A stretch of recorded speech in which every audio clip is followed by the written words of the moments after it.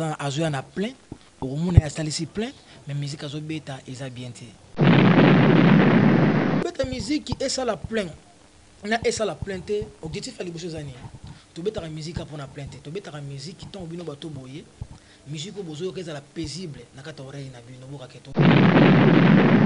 Bino pe sengeli il faut que ça pembe nya artiste au bazo bima. Pour ceux qui artistes on a yeba les autres permettre que lobby payo baba qui était dans la génération il y a un moni bango bazabo ils ont conseil na pesi bino to yebika que o aza moto inter surtout o so da yo za moto nen na ba musicien et bon beta musique pour bato balo bananga to beta musique ya classe ya mikolo o ba betaka ce qui est important voilà. Voilà, bonsoir à toutes ces personnes qui aiment bien l'émission Nova Tendencia, le téléspectateur de la TVS1, donc Bino Obopona, émission Nova Tendencia. Et bonsoir, on a bien internet, tout le monde entier, Babi Bomoko Yamboka, ya vieux nanga Patrick comme Momo digital. Oumela Moussala qui tord donc vraiment. Voilà, tout ça, on a barbecue, au vieux nanga Sele Manzomi, drapeau blanc, à Sali à l'honneur, il y a Brigade Sarbati. On a des artistes comédiens au Feba. Malheureusement, bah, 8 mois retard, mais j'espère que bon, on a bisopo concert déjà fait la lobby caradon déjà, il faut qu'on sorte les alamais. Na katinde tikara conférence de presse, mon toujours à l'honneur de notre artiste musicien Brigade de Sarbati Babi. Il faut qu'on soutenir bah jeune pour bisopo toi bah jeune tinga bena jeune faut na soutenir bah jeune dans yango na ya qui vraiment pour to beta kati tout ça la conférence de presse on dégage tout ça là ba musicien Msousou. Un grand merci déjà à ba tout au bazalanga va soutenir. Sinon, je m'entends Midoko, l'étoile puissante, je te salue. Les boss Chico Camoufra, de gros bisous à toi. Et papi Matalata, la vieux na yo yebi. De gros bisous, les boss Didi Mondani. Donc voilà, de gros bisous. Francis Mundabi Moïse de Paris. Yo Fozala Kaka. Junior Wendo, José de Londres. Ya Landry Bissidi depuis la Suède. Donc voilà, de gros bisous à vieux na soit soutenir. Donc, quand on a 4 pour la conférence de presse, la bouche autorisée, on a bien un maman, yo bongi sara quoi. La bouche autorisée, moi faut que ma solo ya bato Angola pour yo ebi. Donc, so côté li kambwana mbala moro fuli, donc yo fula pour kitsa mais quand on a ma solo, il y a artiste Angola, bato presse Angola et ça bien. Donc voilà, quand on a 4 fidèles téléspectateurs ainsi que internet tout pour la conférence de presse, abisso juste après de clôturer les alenrato les. Bonsoir tout le monde. Bonsoir. D'abord, un grand merci. On a bien répondre positivement à l'invitation. Donc, il y a une conférence de presse à l'honneur. Il y a artiste musicien de Brigade, Sarbati, où il y a livré concert. J'espère que moi, on a mieux placé pour en faire sa détail, la précision par rapport à concert. Et là, il fallait que les comédiens puissent ensemble, malheureusement. Ils ont sauté, mais tous en bango, un concert où il y a Brigade à prester. Donc, ils m'ont fait sa bataille. Un grand merci à le boss Sele Manzomi, drapeau blanc pour Isa Gracende, conférence de presse au barbecue et salami. Et puis, Brigade et moi, j'espère que ma chroniqueur en est sur hasard.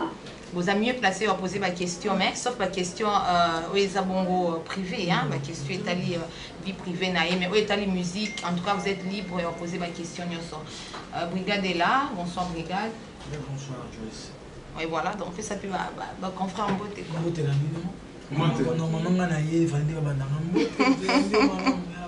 Voilà, tout ça Ibrahim aussi proche et à Brigade. Bonsoir. Bonsoir, bon nom et à tous. Voilà, et puis c'est la présence. Merci. Et puis il y a président Lick manager. Il y a Brigade. Voilà, donc Tozana, chroniqueur Moza, j'espère que vous avez mieux placé Brigade là. Au hasard la question que vous posez par rapport peut-être il y a album, il y a concert, donc il y a musique, il y a carrière des professionnels, donc je ne sais pas qui va commencer pour tout bandamamo masolo. Bonsoir la salle. Bonsoir. C'est Carlos Cabala de la 3W à Mola Tumaora. Question de négociation dans agent marketing, n'ai pas de dans le président Lick qui to négocie. Président Lick. Président Lick, merci. Première question dans les alliés. Merci dans la présence à brigade d'artistes en Abisso congolais. Peut-être négocier dans la salle va contredire en gâté. Premièrement, la question de la date, il y a concert hier à livrer, ils ont lobby, ils ont retenu le lobby, tu as allongé. Et la deuxième question, par rapport au marketing, est-ce que vous allez tenir compte de la réussite, il y a plein, il y a Atlantico. Vous allez tenir compte, il y a échec, il y a manque, il y a public, il y a concert, il y a Atlantico. Troisième question, ils ont dit que les artistes congolais, tous avons un poteau à Juda, poteau appui, peut-être un moyen, une stratégie, une idée, ou il y a une récite artiste, une brigade Sarbati et Zala. Mais sauf que c'est comme si vous isolez le journalisme, au PSPC, la presse angolaise placée dans le monde de Bossala. Jusqu'à présent, tous les battés, marketing et salamine. Marketing, d'autant on a dit là, affiche à brigade des arbres à place à Gotanga. Mais soi-disant, vous allez tenir date qu'ils ont effectivement lobby. Vous allez tenir compte, il y a réussite par rapport à Kissi, par rapport à tant l'artiste, tant que marketing, il y a l'artiste et Zamouké. Voilà. Vérité en moi. Merci. Brigade, nous t'en répondons. Le président Lika répondre à la question. Le président Lika répondre à la question. Moi, toujours, l'homme propose, Dieu dispose. Nancy proposition la chose à qui toujours il faut comme 2 semaines avant. Compte tenu ma candidature la chose à qui m'a bongisa nzambe toi bongisa la biso. Je vais visa lobby na biso.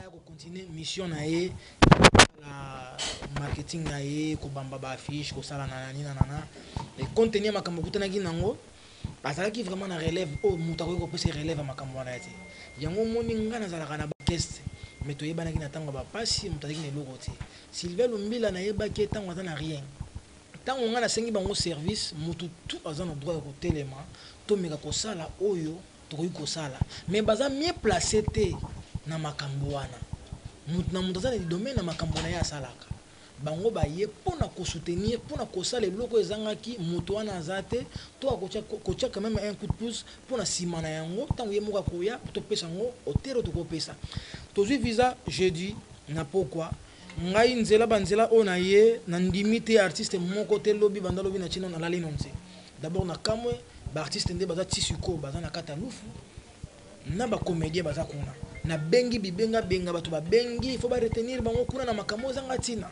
ne faut pas tike bango malobi normalement jusqu'à maintenant concert tu tiens toujours na ndenge ezaka toujours na date on tika ki ngwana mais à condition il faut to zela ba artiste o baza kuna ba komela pe biso awa to pesa en player ko beta musique et ça la plainte na et ça la plainte objectif ali biso zani to beta la musique pour na plainte to beta la musique ton bino bato boye musique bozo que la paisible na kata oreille na bino boka keto ki quand même makamba bien mutu msa ko beta musique bato batate ki mtavanda ki babi garçon a beti musique ngana ya mboko yo mutu moko ta pesa nga confiance et mukona zongaka mutu to apesa nga confiance na ba concert tout na betaka awa que je salue aussi Paolo la passant na ba concert tout na betaka awa bato bayaka ba monaka ba plomb ba ko komona pona makamba plein ngana ko beta musique pona plainte na ko beta musique pour bato balo bananga zo beta musique ya classe ya mikolo o ba betaka c'est qui est important ça.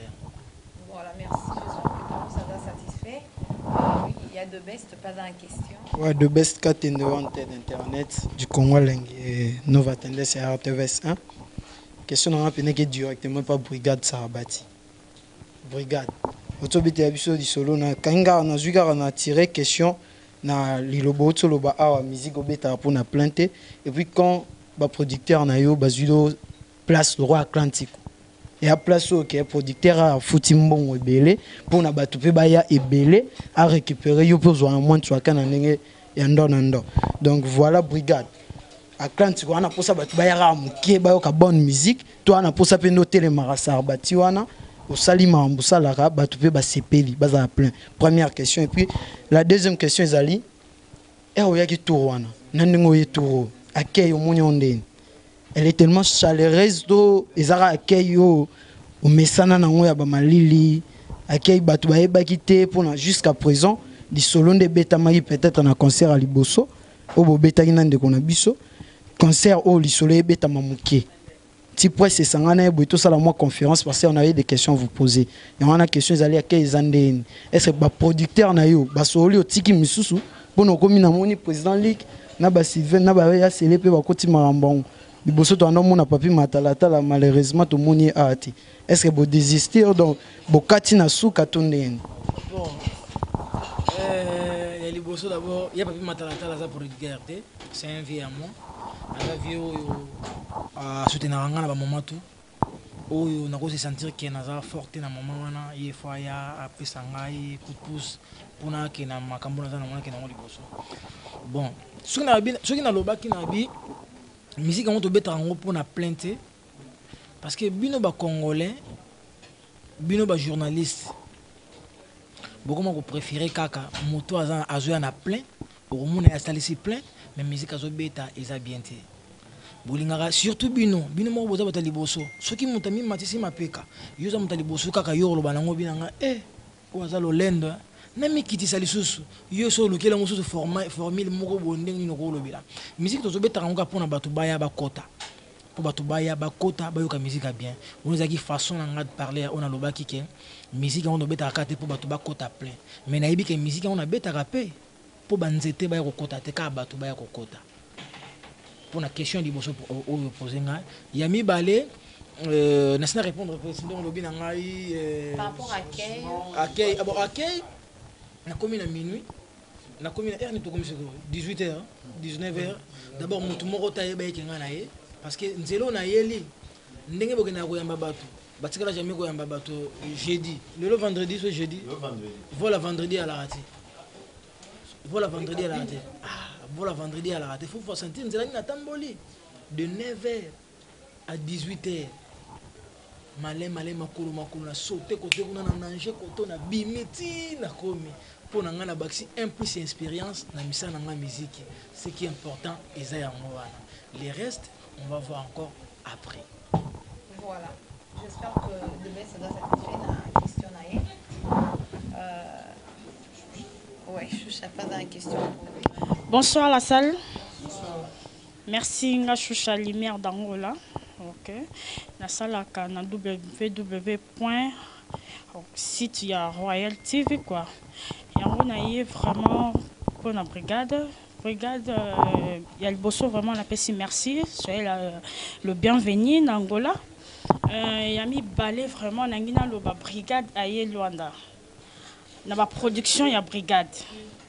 Au Kobetaka concert il y a lobby à Atlantico parce que y a Atlantico nde yebani topé brigade azana ba concert rebelle to na ti na province.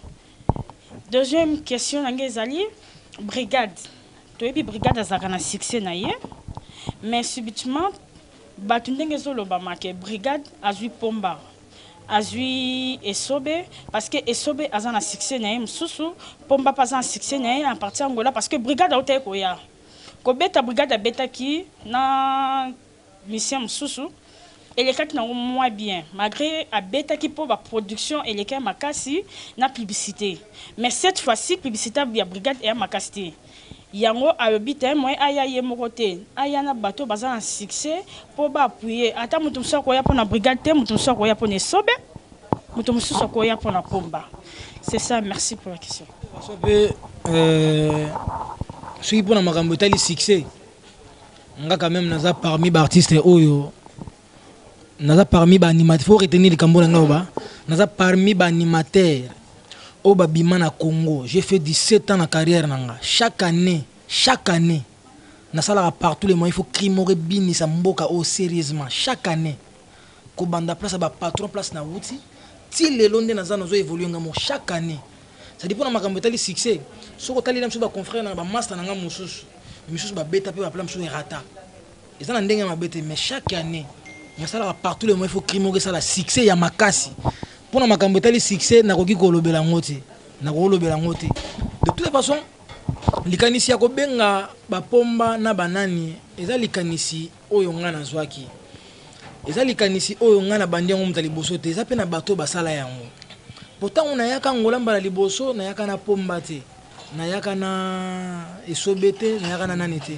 tant on a yaka pe na briefité tant on a yaka bato bana nga atala ko na yo sala biso nini mais bateau est-ce que y a un concert à Tamoko oyaga au monde a plein zalaka na congolais ayaka sika oyo azomona eloko malonge yali soki eza eloko malonge zate akopesa mukongo akei na beta 6 concerts awa sur 6 concerts on a chaque concert bato bayaka plein bato se multipliaka c'est que pour nanga na ko sala toujours il y a bien ndeza ko sala ke bato basala nini baya ya mibali ya misato bande ko nanga wana ce n'est que normal les sapimoko sokola ke longité il faut à la 5 bango ba contribuer lenga déjà rien à vie nanga pour na na sali sans bango na sala kutunga tant na koloba ke na aider quand même moko mibale pour na bino on totambola longo ya koloba ke soki bango ba bakisela nga e ko déranger ngate soki nga pe na ko bakisela bango nzambe ka muta komisa parce que soki na linga loba oyo koloba ka ke oazoge oazabu on les a makambo tali ngate les a makambo tali bino ya koloba merci. Voilà par rapport au programme en concert. Pour un concert normalement jusqu'à maintenant toujours c'est la artiste na biso baza toujours na louf bakangi bango pour na makambo etalaki moi juste il fallait signature moko boye makambo belé ngana na se dévancer na ye na kati ya Luanda na sina komi na dozela bango baya na koki kobeta pe concert nga moko ti tout ça toujours 20h toujours c'est la bango baya moment autre monde bango ba komi baza toujours fort na nzoto ndeto reba to yebike mais toujours concert da toujours metnika toujours ndeto baki wana tout ce qu'on toujours na point wana ils a toujours ndenge za mais tout ça na besoin na bango baya et ko déranger pe bisote ce qui lobi to longoli yango et ko déranger pe bisote que ce qui lobi to beti yango mais ce qui est important il faut organisation ezala to tambola kimia ce qui est important eza yango wana et loko moko te encore trop tard que eza boza zate. Ouais, un petit rappel à moi, pas ceux qui pas au niveau de la concert. Oui, nous avons un concert dans la province, nous avons na Fukauma, nous avons na Njazi, nous avons na Dundu, nous avons na Lukapa. Normalement, nous avons normalement ceux qui ont petit concert il y a samedi. Mardi, mercredi, nous avons kinde poto. Nous avons kuta na producteur na ngai. Nous avons 4 jours dans sala kuna. Après na zongi awa, na juba problème na ngai to koti sko ba province. To tamboli moi 3 semaines 2 semaines to zongi a petit concert à Souka pour le 8 mars dans un concert na mboka ngozani na Kishasa kuna eza Kishasa mboka ngozani et oui la ngaya na bossa le 8 mars na robeta kuna photo zonga rapide pour continuer et na zo continuer parce que studio na nga ona ko sala 100% générique yango nde na zongi na ona poto pour na ko banda siko makambo ndenge sengeli c'est ça. Voilà. Mais quand même, on a posé une question. On a atalaku. Quand même, il faut encourager les biso artistes. Beaucoup de gens biso te place au communauté. To beti na orchestre na biso quand même. Ceux qui quand même on a atalaku, on a mis quand même plus de 20 personnes na bango. Il faut bino ba chroniquer. Na ba chroniquer c'est pour nous soutenir bango. Que non peut ça défaillance moko boko critikaka elembisaka. To sali non makambo ba vina biso ba saliti.